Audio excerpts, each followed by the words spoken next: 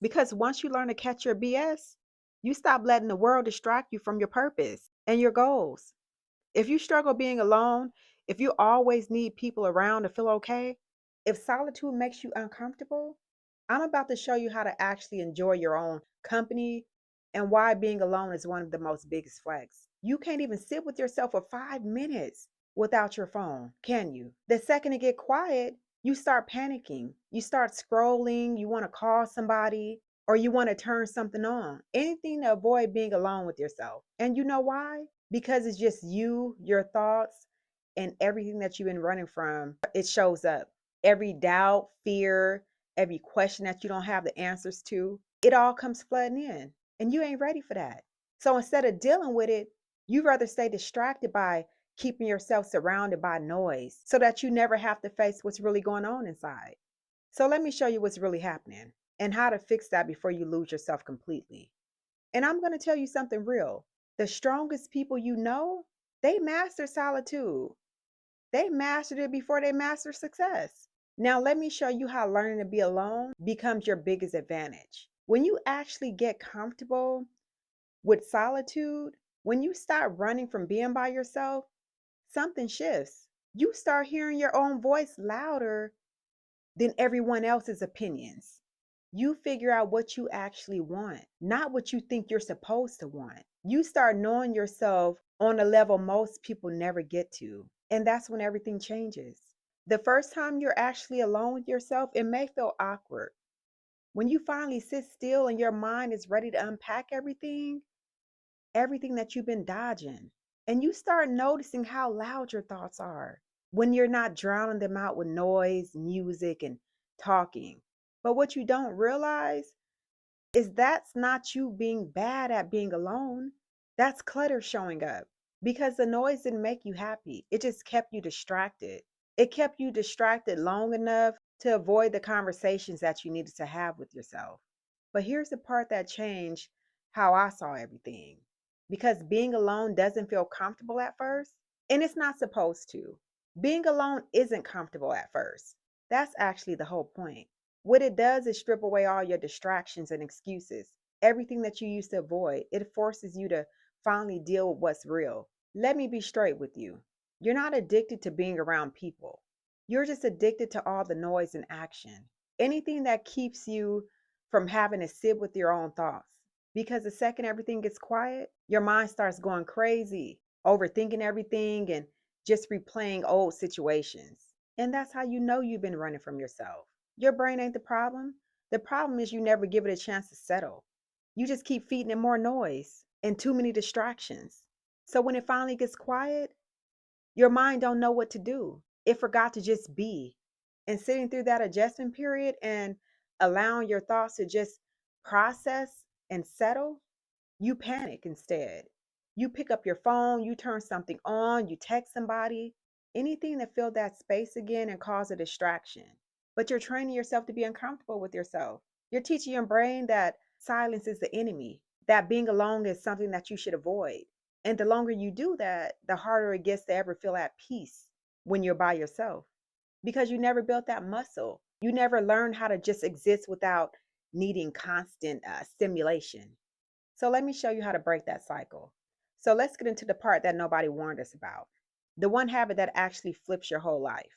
And just listen, because it's not journaling, it's not meditating, it's not waking up at 4 a.m. It's way more simpler, but it is uncomfortable. It's checking yourself. Most people can call everybody else out except for themselves. I started doing this thing, and it was uncomfortable at first, where I sit for a minute and ask, why am I acting like this today? Why am I avoiding this? Who irritated me and why did I let it? And let me tell you, that little self audit, it will definitely read you. Had me sitting there like, damn, I'm really the problem today.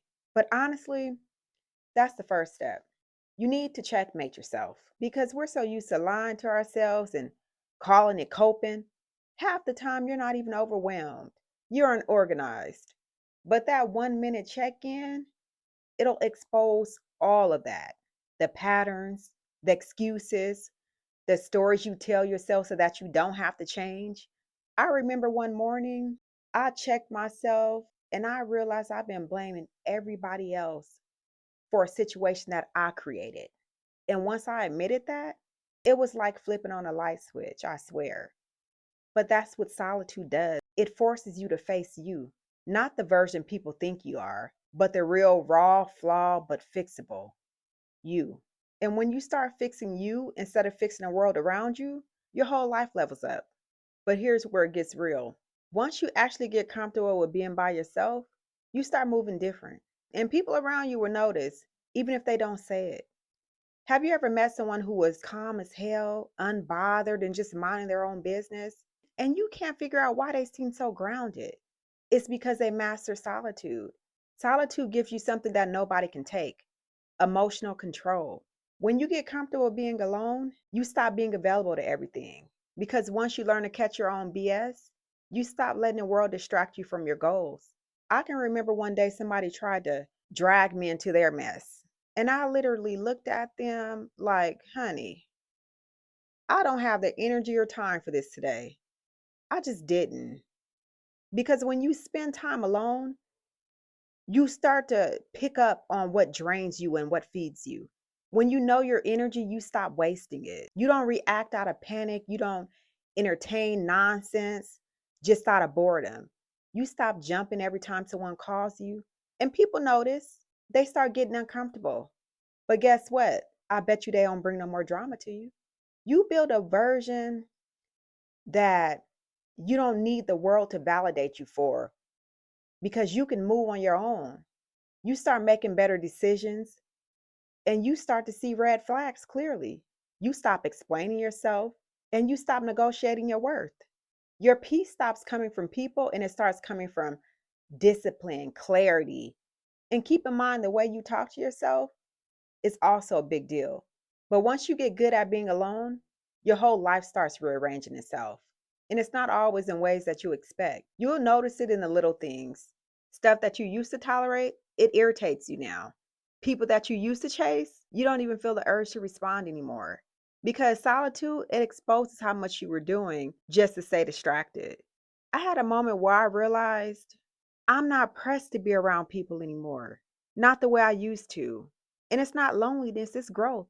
Solitude makes you comfortable enough to choose who and what you give yourself to. But people who knew the old you, they might feel some type of way. Because once solitude fills you, you stop looking for the world to pour into you. And that's when you start moving with purpose. Let's get into the part that you came for, because I'm not here to talk you into circles. So, how do you actually start enjoying your own company without feeling lonely? That's the question. So, first thing first, stop overcomplicating solitude. You don't need candles, you don't need meditation, you don't even need music. Just give yourself a moment that's yours, because solitude sticks when it's simple and not forced. So, here's your first move: pick one solo ritual, just one. A daily walk, a drive with no music, or either sit on a porch and drink your coffee before you check your phone. Keep it small so that your brain doesn't panic. Solitude grows in minutes, not hours, because the goal isn't to be alone. The goal is to start hearing yourself. The second move: stop running from uncomfortable thoughts, because they're not attacking you, they're only notifying you. Every thought that you keep dodging is just something that you haven't dealt with yet. And here's the truth: solitude becomes peaceful is if you be honest with yourself first. Honesty comes before the calm, not the other way around. Your third move: being alone is productive and it's not punishment. You're not sitting in silence to suffer, you're sitting in silence to reset. Use that alone time to think and plan. Breathe, check in with yourself. Treat it like you're talking to a friend that you actually care about. Because once you stop fighting solitude, it starts building you. And that's the whole point.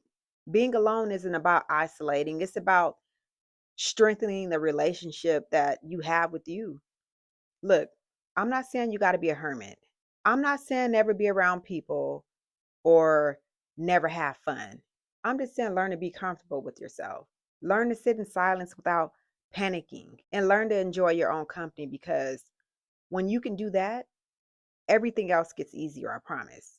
You make better decisions, you have better relationships, You stop settling and you stop people pleasing. You stop living for everybody else's approval. You just become you. And that version of you is the version that actually wins. So start today. 5 minutes, no phone, no distractions, just you. And see what comes up. Do it today, do it tomorrow, do it the day after that. Because learning to be alone is one of your biggest flex. It's one of the best things that you can do for yourself. Trust me.